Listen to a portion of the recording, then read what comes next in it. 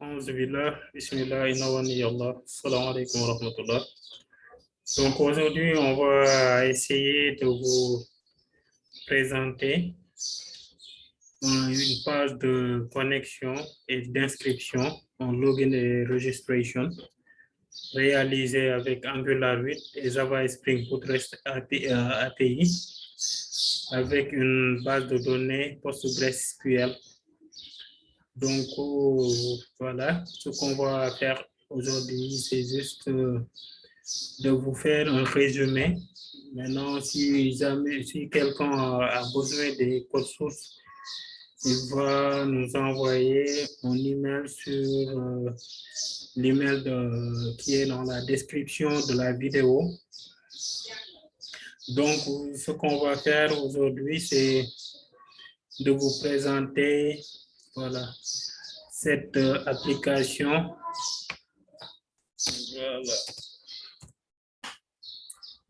Avec voilà, toutes les restrictions.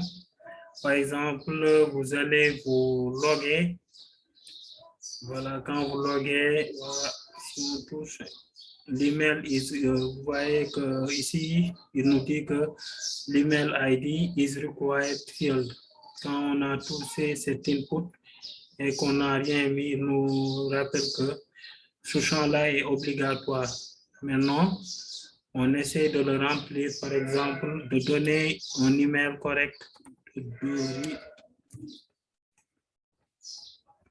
Si vous voyez, rien qu'avec ça, il détecte que ce champ-là n'est pas ce que j'ai tapé là, de Dori n'est pas un email correct. Donc, il m'affiche ça. Ouais, donc, je mets Dori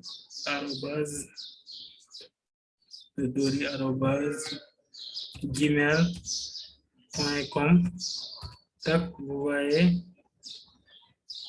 oui, c'est parti. Donc, c'est bon. Maintenant, pour le password, pareil. Si je mets rien, vous voyez, il met password is required. Donc, le password est obligatoire. Et ici, vous voyez, c'est désactivé tant que les champs ne sont pas bien remplis. Ou bien tant que le formulaire n'est pas valide. Voilà.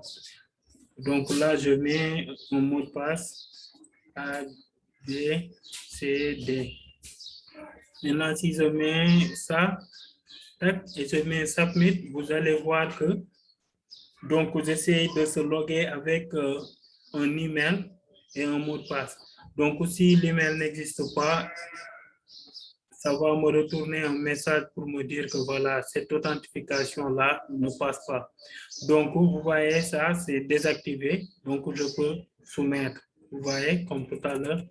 Voilà, vous voyez, c'est désactivé. Maintenant, dès que je mets le mot de passe, qui doit être obligatoire, donc, vous voyez ça, c'est activé. Donc, voilà, vous voyez, bad credential. Il me dit que voilà, l'email que j'ai passé ou bien le mot de passe n'est pas valide. Donc, c'est normal parce que cet utilisateur-là n'a pas encore s'enregistré. Donc, il va venir là pour s'enregistrer. Donc, il est un nouveau utilisateur. Donc, avant de se connecter, il faut d'abord s'enregistrer. Donc, on clique sur New User. Vous voyez, il nous redirige vers la page de registration. Donc, on sign up. Donc, on met un email, pareil comme l'autre formulaire là aussi. Si on ne met pas d'email correct, vous voyez, il nous met entrer un email valide. Donc là, si je mets par exemple, voilà, si je mets rien, il nous dit que le champ est obligatoire. Donc là, je mets de Dori @gmail.com. Vous voyez que c'est correct, il n'y a pas de message d'erreur. Maintenant là, je mets Dottori comme username. Maintenant, pour le mot de passe, pareil, le mot de passe doit être obligatoire. Vous voyez, il me signale que le mot de passe ne doit pas être vide. Je mets quoi encore? Je mets le mot de passe, par exemple, ABCD.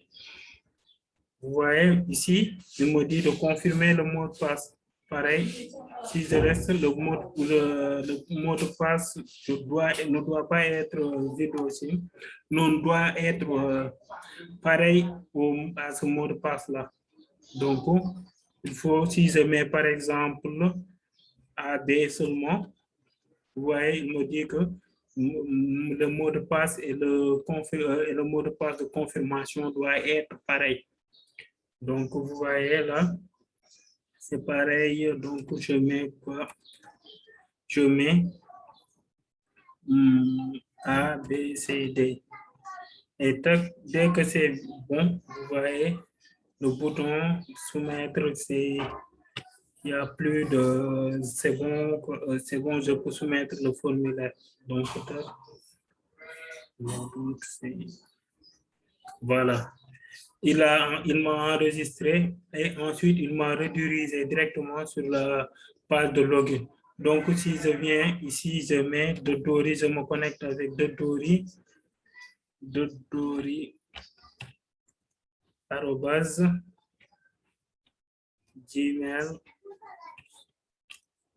@gmail.com. Voilà, ou bien si je ne vous voyez, si je ne mets pas un mot de passe, un email correct, il me le dit. Entrer un valide email, voilà. Ça, c'est les patterns. Maintenant, maintenant, je mets le mot de passe. Pareil ici, si le mot de passe n'est pas mis, il te dit que le mot de passe doit être obligatoire. Et le sans soumettre là est désactivé. Et il est inactif. Maintenant là, ce que je vais faire, je vais taper un mauvais mot de passe. Donc, je vais mettre AB. Si vous vous rappelez bien, j'avais mis ABCD. Maintenant, si je mets A et je mets soumettre, qu'est-ce qu'il me dit? Bad credential. Please ajouter un email ou bien un mot de passe valide. Voilà, donc le mot de passe ou bien l'email n'est pas valide. Donc, je sais que c'est le mot de passe qui n'est pas valide. A, B, C, D. Donc, si je mets soumettre, voilà, vous voyez, il me met login success works. Donc, c'est ce qu'on va passer au résumé du code. Maintenant, pour tous ceux qui ont besoin du code source, ils n'ont qu'à m'écrire sur mon email qui est dans la description du vidéo. Et là-bas, je vais leur envoyer le code source. Donc, sinon, ça risque de nous prendre beaucoup plus de temps. Et n'oubliez pas de s'abonner. Voilà, sur mon compte. Voilà, donc, on va passer au code. Voilà. Maintenant, là, comme ce qu'on avait déjà fait, il faut créer les packages suivants. Un contrôleur, un DTO, voilà, un DTO pour tout ce qui est voilà, les transitions au niveau des données qui vont transiter du réseau au lieu d'utiliser toute l'entité, tous les attributs de l'entité qui sont stockés dans la base de données. Par exemple, celui qui se registre, qui se log n'a pas besoin voilà, d'envoyer tous les attributs du modèle user. Donc là, on a le package controller, le DTO, Data Transfer Object, le modèle et le repository. Voilà, tout ce qui est l'accès aux bases de données et les services. Donc, c'est à cette partie-là qu'on va utiliser la logique applicative. Voilà, donc, première chose à faire, il faut créer d'abord le modèle. Le modèle, vous voyez, le modèle, on crée une classe user. Donc, dans cette classe-là, voilà, on l'annote. J'ai utilisé une dépendance Lombok. Donc, tous les arrobas no argo constructeur, arrobas all argo constructeur. Il va nous créer des constructeurs et des getters et les setters à la volée lors de la compilation grâce à la librairie Lombok. Donc, on indique la table users. Ici, la table qui se, au niveau de la base de données PostgreSQL, ça va appeler user. Si on laisse user, il y aura des conflits parce que Postgres utilise voilà, un mot-clé user. De ce fait, il y aura des conflits et vous ne pourrez pas voilà, créer des utilisateurs. Maintenant, là, on utilise avec un generate value strategy, avec une stratégie séquentielle. Par exemple, on peut dire par défaut, s'il commence, il met un attribut, un objet user, un nouveau objet qui vient, il y aura une séquence, par exemple, entre 1 et 2, entre bien ou bien entre 1 et 4, etc.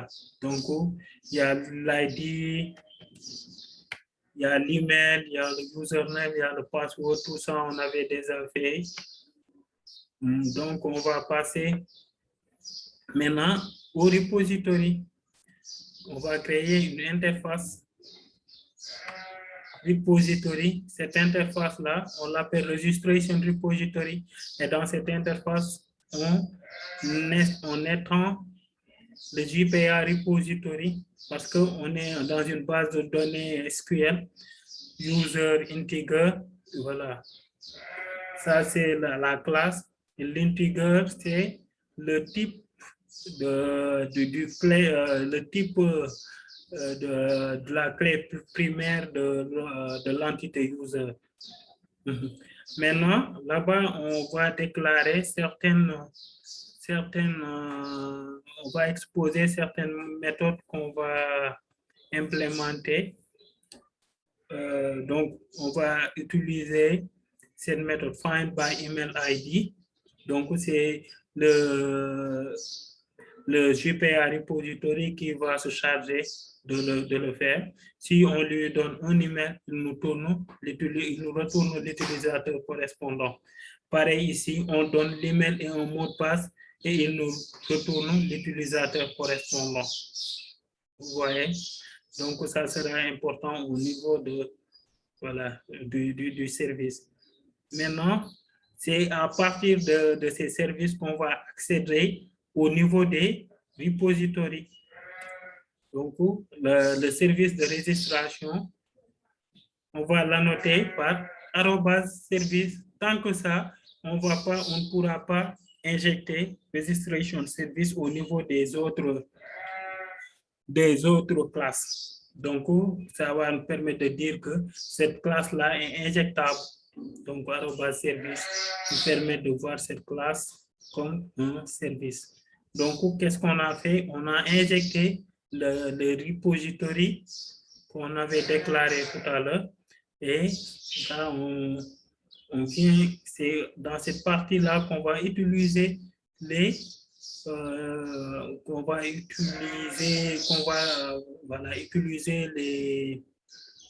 la logique maker. Donc, la page de registration, voici une méthode de register qui nous permet de s'enregistrer en tant qu'utilisateur. Quand on s'enregistre, il nous retourne un user, il nous prend un paramètre venant du body, le user.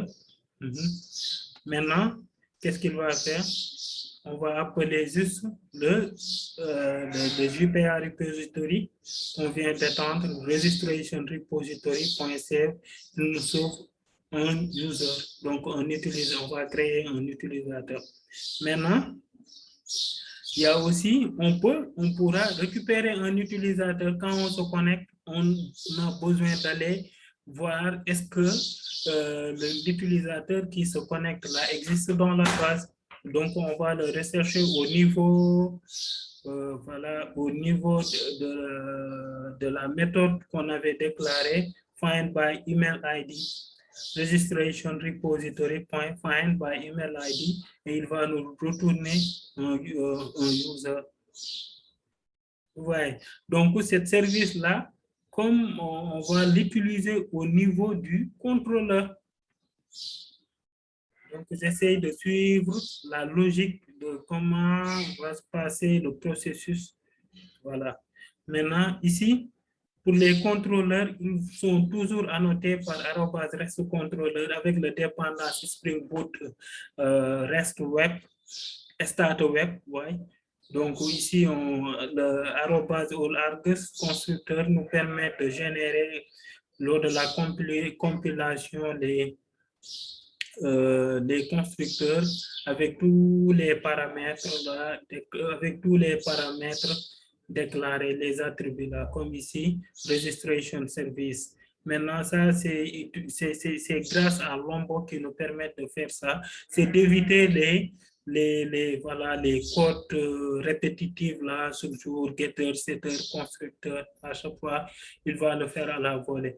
Le SLFOJ aussi, c'est grâce à Lombok qu'on l'a et ça va nous permettre de débugger l'application. Voilà. Donc, le cross origin, vous voyez, si on l'enlève, on aura des problèmes d'interagir avec l'Angular, de se connecter avec, avec le Spring Boot, parce qu'il y aura au niveau de certains navigateurs, des trucs de sécurité comme le cross origin. Par exemple, il n'accepte pas d'autres requêtes provenant d'autres ports de se connecter à ça. Maintenant, si on annote comme ça, on va dire que tous les requêtes provenant de cette port-là seront acceptées. Donc, on pouvait utiliser aussi des patterns, des expressions régulières en mettant étoile, etc. Voilà. Maintenant, vous voyez, le registration service est injecté. Maintenant, on va le post mapping. Quand quelqu'un dit / registre, qu'est-ce qu'il va faire? Il va essayer de s'enregistrer. Donc, quand on envoie le post mapping, il appelle cette méthode register user qui récupère au niveau du body de la requête l'utilisateur, le user. Maintenant, quand on récupère le user, on récupère son email ID. On regarde est-ce qu'il a mis un email, l'email est nul, bien, est-ce qu'il est égal à, est-ce qu'il n'est pas vide. Si rien de tout cela est, l'email existe et il n'est pas différent de vide, de chaîne de caractères vide, on récupère, on appelle la méthode registration service, la méthode fetch by email, qui va nous récupérer l'utilisateur dont l'email est, voilà, temp email ID. Donc, il nous récupère le user. Et si on teste, est-ce que, voilà, il a bien, cet utilisateur existe. Si c'est différent de nul, voilà. Si c'est différent de nul, throw new exception, this user with email. Template already exists, parce qu'on ne peut pas créer, un compte pour 2 fois avec la même user, le même email. Donc, chaque email correspond à un seul objet, quoi. Donc, il teste si il ne faut pas que, par exemple, je me connecte avec mon email plusieurs fois. Ensuite, si, voilà, rien de cela, l'email n'existe pas encore dans la base, on regarde, est-ce que on recule, voilà. Puis, maintenant, on va l'enregistrer, register user. Donc là, ici, on teste est-ce que l'utilisateur qui se connecte a déjà un compte ou pas. S'il a déjà, Ouais, on retourne une exception. Maintenant, s'il n'est pas encore enregistré, on l'enregistre. Registration service.register user et on retourne l'objet. Voilà, donc ça c'est la partie de l'enregistrement. Maintenant, là aussi, on va mettre un autre poste pour se loguer dans l'appli. Maintenant, comment on va faire? On expose cette méthode-là grâce à login. On récupère le body de la requête qui est un objet de type user. Et quand on récupère l'email et le mot de passe et on regarde est-ce que est-ce que l'email et le mot de passe ne sont pas nuls et est-ce que réellement s'ils ne sont pas nuls, on teste est-ce que cet utilisateur qui tente de se connecter existe dans la base. S'il retourne un objet nul, on envoie une exception, bad credential. Ça veut dire que les accès qu'il a entrés ne sont pas corrects. Sinon, il retourne un utilisateur qui dit que voilà, donc cet utilisateur existe et ça retourne l'objet. Donc, c'est ça, en résumé, la partie back-end. Donc, où je vais juste vous montrer ma configuration de la partie pour la connexion au niveau de la base de données que j'ai utilisée, qui est la base de données PostgreSQL. Il est sur le port 8888, c'est moi qui l'ai configuré comme ça. Vous pouvez, donc, ce fichier-là, dès que vous avez les codes sources, vous pouvez le configurer à votre manière. Vous allez donner voilà, votre propre URL, votre propre nom de base de données, le port d'écoute. Souvent, par défaut, Postgres écoute sur 5432. Moi, j'ai beaucoup d'applications qui tournent. Je suis obligé de, voilà, des fois de créer d'autres. Voilà, j'ai installé Docker et le Postgres aussi sur ma machine physique. Donc, des fois, pour des conflits de port, j'ai utilisé 5433, mais souvent par défaut, c'est 5432. J'ai donné un mot de passe, un nom de la base de données. Vous pouvez donner voilà, un nom de user à votre guise et vous allez changer ces configurations-là. Voilà. Donc, avec ça, si on lance l'appli, c'est déjà lancé. Je peux venir ici. Voilà. Voilà. Donc, je peux le lancer là, comme en ligne de commande. Stop and rerun. Ouais. Donc, je l'ai lancé. Je vais le tester avec le Postman avant qu'on passe dans l'Angular. Ça tourne.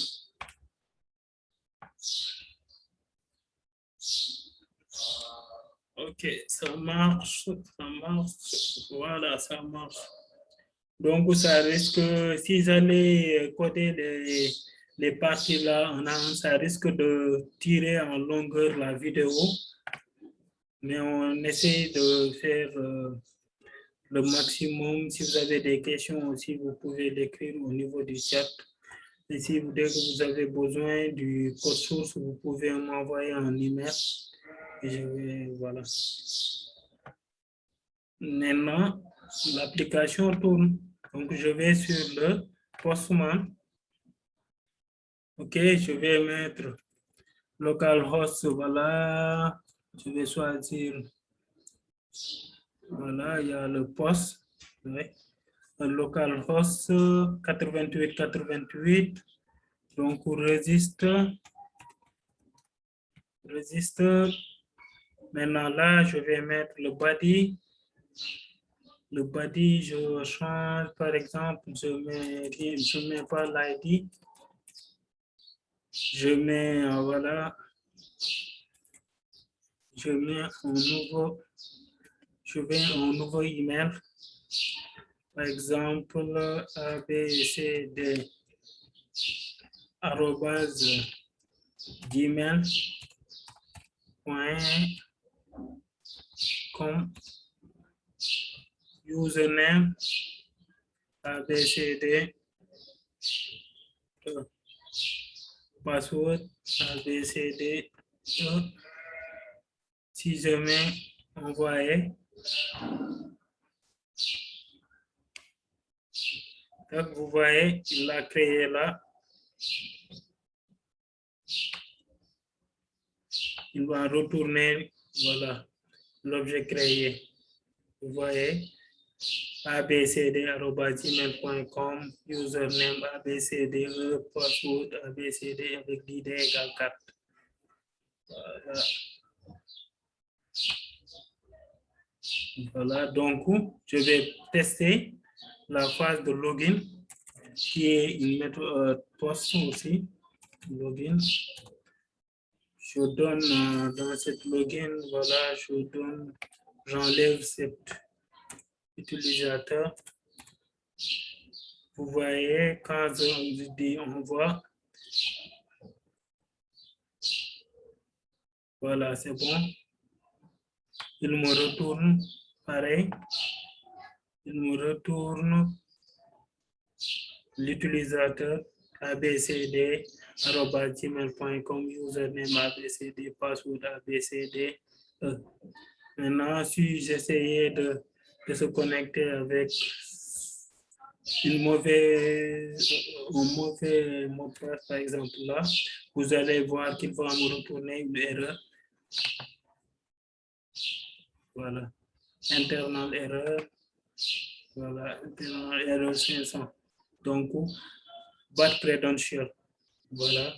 Donc, ça, on a géré les exceptions au niveau de cette appli. On verra ça au niveau de l'Angular. Voilà, vous voyez, quand je mets le bon mot de passe, ça passe, il me retourne. Voilà le truc. Donc, c'est ce qu'on a exposé et ces différents API là qu'on va consommer avec une application Angular qu'on a développée ici. On l'avait généré, on l'avait déjà généré, donc je vais essayer d'être le plus bref possible. Voilà. L'index, après le main.ts, qui est le fichier d'entrée de Angular. Vous voyez, il va bootstrapper à partir du module app module, le module principe, le module root de l'application Angular. Et dans ce module root là, il y aura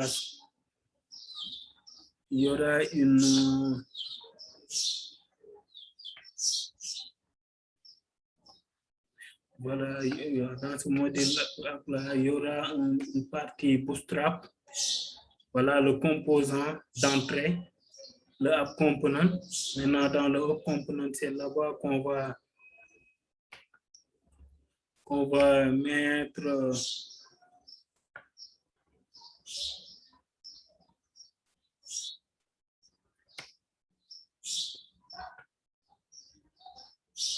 le component, c'est le routeur outlet.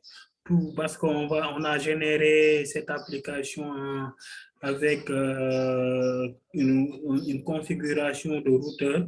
Donc, toute route active c'est ça qui va nous permettre d'afficher chaque route active. Donc, le app routing module, voilà, c'est dès qu'on entre le path localhost 4200, il va appeler, il va instancier le login component. Il y a le login success. Quand on s'est enregistré, on s'est bien logué. Voilà, avec le bon mot de passe et le bon email. La registration, ça c'est pour l'enregistrement quand on crée un user. Et ici, le path de login aussi, pour nous permettre de se naviguer au niveau de login component aussi. Maintenant, là, on va passer au niveau du app dès l'entrée. Donc, c'est le login component qui va s'afficher. Donc, on va passer à ce niveau-là, le login component.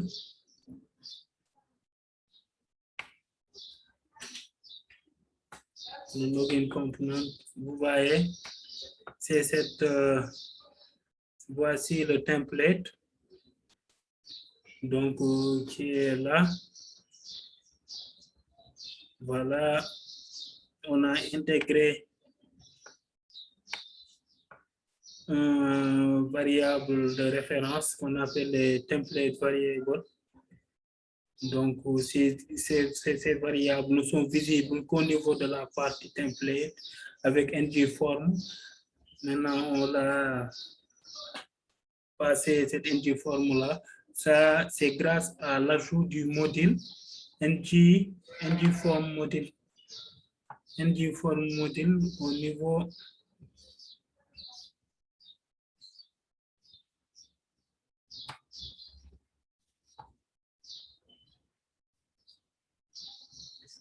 ngForm module, voilà. C'est grâce à cette forme modèle-là qui nous a permis de mettre le ngForm, de mettre ça, ngForm. Voilà. Donc, on n'a pas ajouté le module forme modèle, ça va générer une erreur. Maintenant, le ngSubmit aussi. Donc, quand on soumet le login, ce bouton-là, le bouton Submit, c'est cette méthode-là qui sera appelée login user qui se trouve au niveau du component, login component. Vous le voyez là, c'est le login user. Donc, dans le login user, c'est le même principe que ce qu'on avait vu au niveau du Spring Boot. On va séparer la partie, la logique métier. Voilà, on va créer un service, this.service.login user from remote, this.user et subscribe. Et le login service from user se trouve, on a créé un service qu'on a appelé registration service qu'on a injecté ici au niveau du constructeur du login component. Donc, quand on l'a fait, on va, voilà,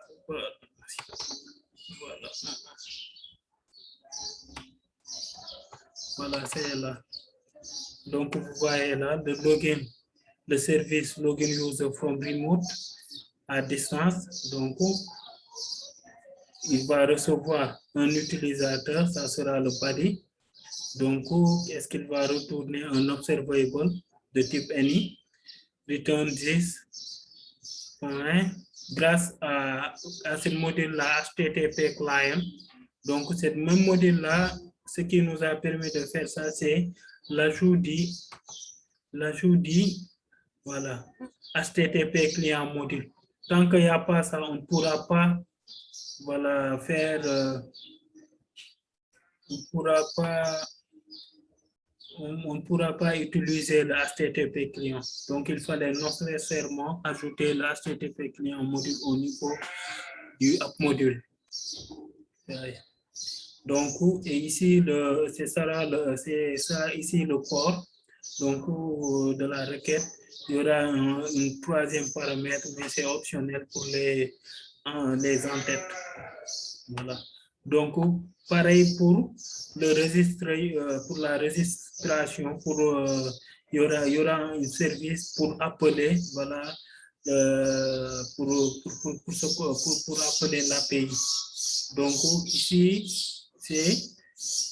là-bas, c'était la connexion. Ici, c'est pour l'enregistrement. the registration.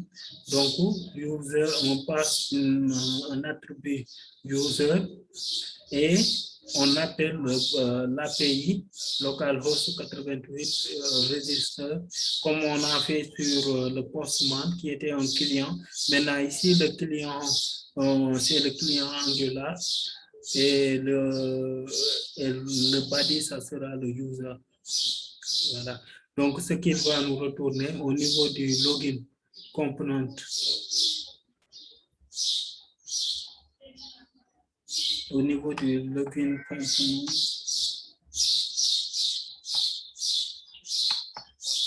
Voilà, au niveau du login component, c'est cette méthode, cette service-là, cette méthode login user from remote qu'on va appeler. Et comme ça retourne en observable, parce qu'il y aura un temps, voilà, de latence. Maintenant, il faut subscribe. Il y a deux possibilités. Cette méthode subscribe à deux paramètres de type fonction, qui sont des fonctions fléchées, de type data et error. La première fonction a un attribut data et l'autre error. En cas de, si tout se passe bien et l'utilisateur retourne une réponse et la méthode retourne une réponse qui est correcte, c'est cet observateur-là qui sera appelé console.log response receive et on se navigue vers le login success. Maintenant, sinon, si ça ne se passe pas bien, il y a une erreur, par exemple, le mot de passe n'est pas correct, l'email n'est pas correct, etc. Il va nous envoyer une exception et nous affichons un message pour nous dire que voilà, il y a un problème avec le mot de passe ou bien avec l'email. Maintenant, à part ça, on va passer au registration. Maintenant, le registration aussi, comme le login, voilà, on a respecté voilà, tous les patterns, les exceptions régulières qui vont nous permettre de dire que voilà, le champ est required, l'email doit respecter certaines expressions régulières. Par exemple, si on clique sur Submit du registre, on va appeler le registre user. Et là, vous voyez, en cas de message d'erreur, il nous envoie voilà, message.status. Et tout ça, ça se trouve dans le composant de registration. Maintenant là, l'email ID is required. Vous voyez là, l'email de entry model, le required, voilà, le template variable pour voilà, respecter. Est-ce que ce champ-là est touché? Est-ce que ce champ-là, il y a des problèmes incorrects, il y a des problèmes liés au required ou bien au pattern, etc. Donc, vous voyez ça, c'est cette expression régulière-là que l'email doit respecter pour être valide. Maintenant, l'autre, c'est required. Si ce n'est pas respecté, c'est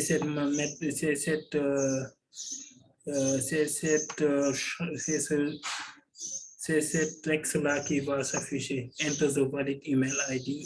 Ou bien si ce n'est pas rempli, email ID is required field. C'est pareil pour les autres champs. Donc, on va essayer d'être le plus rapidement possible. Vous voyez, avec le référence template, on pourra tester est-ce que le problème c'est dû à un required ou bien à un pattern. Vous voyez, en tant qu'avec le email lié avec le entry model. Maintenant, c'est ça, en grosso modo, ce qu'on vous voulez vous présenter. Maintenant, ce qui reste, si quelqu'un a besoin du code source, il n'a qu'à nous envoyer sur l'email de la description et on va le partager, le code source. Ok, merci, à bientôt. C'était un plaisir de vous présenter voilà, ce travail. Donc, je vais à nouveau vous faire le démo. Voilà, donc, vous voyez le carrosse sur 2.4200. Voilà la page login. J'entre un mot de passe. Par exemple, le mot de passe, voilà. Je me log avec ce que j'avais créé sur le abcd@gmail.com avec le postman. Je vais me loguer. Vous voyez, l'email is required field. Je mets abcd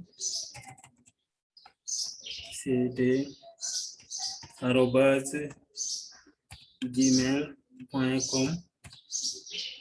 Et le mot de passe, c'était ABCDE. ABCDE que j'avais créé avec le client Postman. Donc, si je mets Submit, il y a un problème, pas de credential, me dit entre valid email and password. Donc, l'email, c'est pas, vous voyez que ici, c'était quoi? ABDCD. Donc, si je reviens, vous voyez que donc c'est un truc qui respecte ABDCD. Voilà.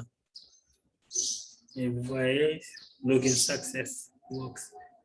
Maintenant, si par exemple je veux s'enregistrer, je vais faire pareil, je vais donner un email qui est correct. Quand je mets un email qui n'est pas du tout correct, il me dit un email valide. Sinon, je mets un email valide @gmail.com.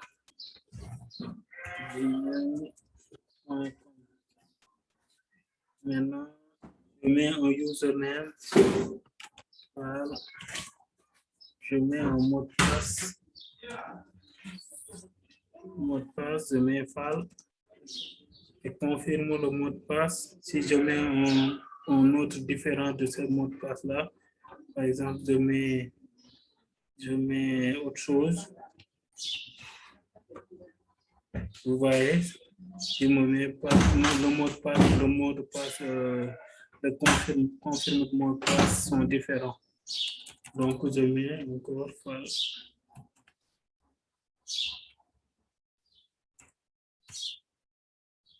Vous voyez, c'est correct. Donc, si je mets Submit, il va me rediriger dans la page de login. Donc, lai2@gmail.com, je mets Submit, vous voyez, c'est bon, et c'est entré. Et là, je vais me loguer. Voilà, lai2. Et le mot de passe, je vais mettre Submit. Ok, c'est super. Donc, merci d'avoir abonné ces derniers temps dans mon chaîne. J'ai vu que les gens se sont beaucoup abonnés. Merci pour votre soutien. Merci. Donc, si quelqu'un a besoin du code source, il n'a qu'à m'envoyer un message sur mon email que je vais partager sur la description de la vidéo. Donc, merci. À bientôt.